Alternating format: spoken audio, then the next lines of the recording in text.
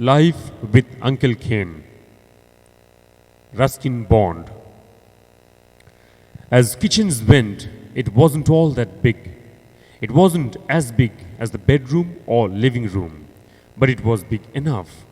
And there was a pantry next to it. What made it fabulous was all that came out of it. Good things to eat like cakes and curries, chocolate fudge and peanut toffee, jellies and jam tarts, meat pies, stuffed turkeys, stuffed chickens and stuffed eggplants. As far as I was concerned, Granny was the best cook in the whole wide world. 2 generations of clerks had lived in India, and my maternal grandmother had settled in a small town in the foothills, just where the Great Plain ended and the Himalayas began. The town was called Dehradun. It is still there, though much bigger and busier now. Granny had a house, a large rambling bungalow, on the outskirts of the town, on Old Survey Road. In the grounds were many trees, most of them fruit trees, mangoes, lychees, guavas, bananas, papayas, lemons. There was room for all of them, including a giant jackfruit tree casting its shadow on the walls of the house. It was a good house to live in, especially for a 9-year-old with a tremendous appetite. If Granny was the best cook in the world, I must have been the boy with the best appetite.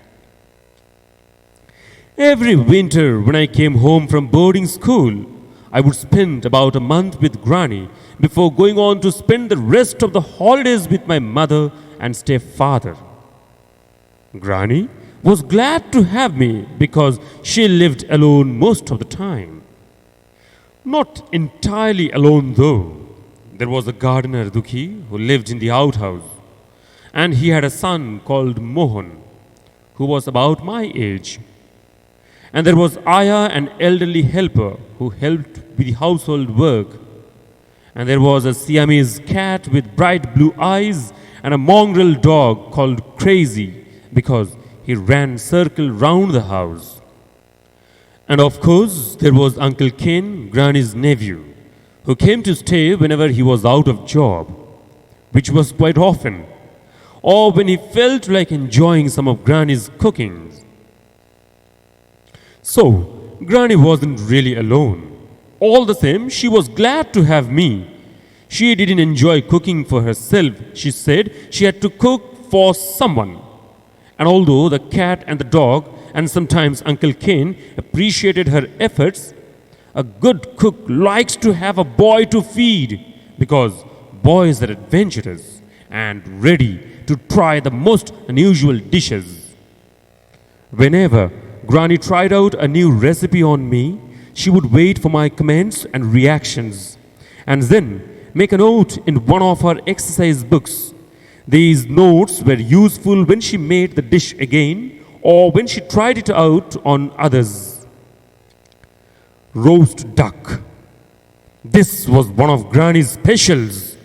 The first time I had roast duck at Granny's place, Uncle Ken was there too. He'd just lost a job as a railway guard and had come to stay with Granny until he could find another job. He always stayed as long as he could, only moving on when Granny offered to get him a job as an assistant master in Padrilal's academy for small boys.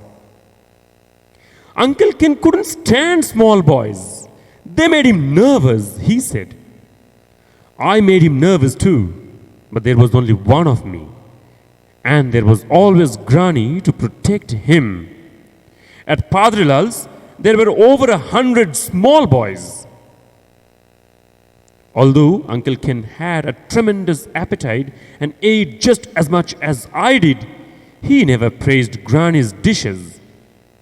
I think this is why I was annoyed with him at times and why sometimes I enjoyed making him feel nervous. Uncle Ken looked down at the roast duck, his glasses slipping down to the edge of his nose. Duck again, Aunt Ellen? What do you mean, duck again? You haven't had duck since you were here last month. That's what I mean, said Uncle Ken. Somehow one expects more variety from you, Aunt. All the same, he took 2 large helpings and ate most of the stuffing before I could get at it. I took my revenge by emptying all the applesauce onto my plate. Uncle Ken knew I loved the stuffing, and I knew he was crazy about Granny's applesauce. So we were even.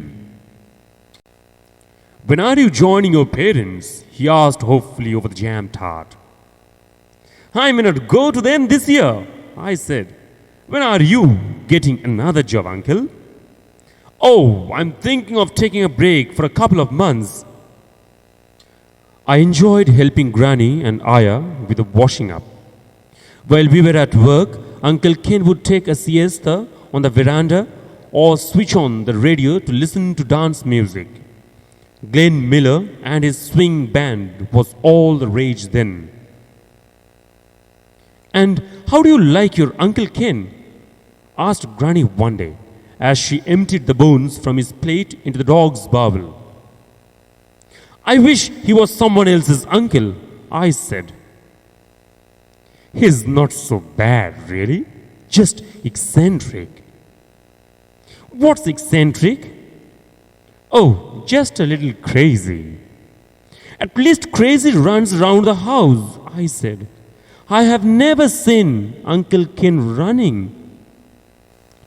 Dear students, you have just heard the story being read out to you. Now, listen to these pronunciations of some words, repeat them after me, and then once again read the entire story on your own. Pantry, pantry. Fabulous, fabulous. Tarts, tarts. Rambling, rambling. Casting, casting. Tremendous, tremendous. Appetite, appetite. Adventurous, adventurous. Recipe, recipe. Academy, academy. Nervous, nervous. Rage, rage. Eccentric, eccentric. Now, read the story once again on your own. Thank you.